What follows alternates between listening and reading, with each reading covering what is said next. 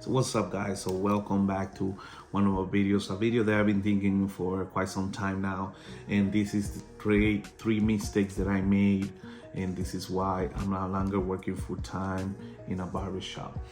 And let's start with mistake number one.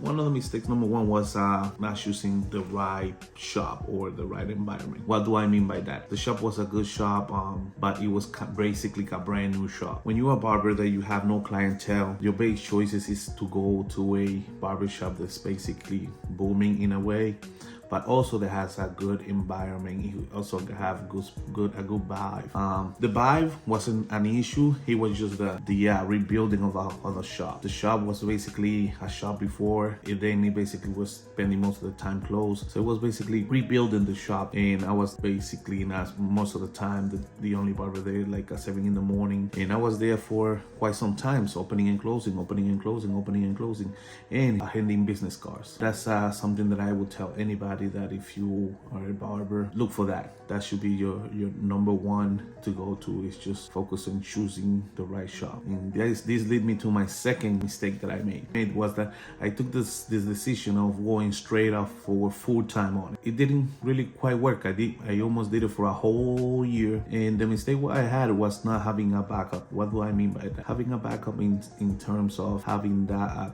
another part-time that can give me that sense of income.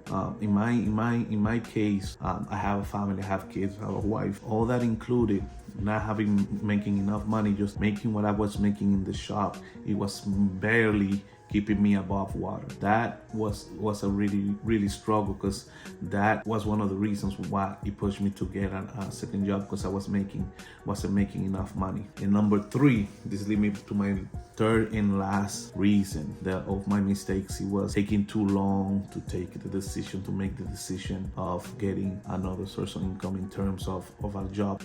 Why? Because if you live with your parents, if you're single and you live with your mother or father, it's easy for an individual like that, because they might have the support. Probably some people won't have the support. Anyone can. In other cases can be different, but in my occasion, in my case, like I said, I have a family, so I had to get that other income so that way I can really keep up with everything that I was doing. I was starting to fall behind in all my dues and bills and stuff like that. So like I said, I was barely making it. So with all that being said, when you think about doing barbering, it's a great career, but right now we have it with a bunch of people that don't really treat it like one. A lot of people, because of that, don't treat us as professional and don't think we should be making money as professional. Those things where you focus and try to do the best in providing, educate your customers, educate the community, it makes it hard, because you gotta have a lot of people that's been doing it for quite some time, but that doesn't mean they've been doing it right, but they are the ones that kind of have some sort of control in your area, in the mentality of how they do and analyze things. With that being said, guys, just let me know what you think in the comment section.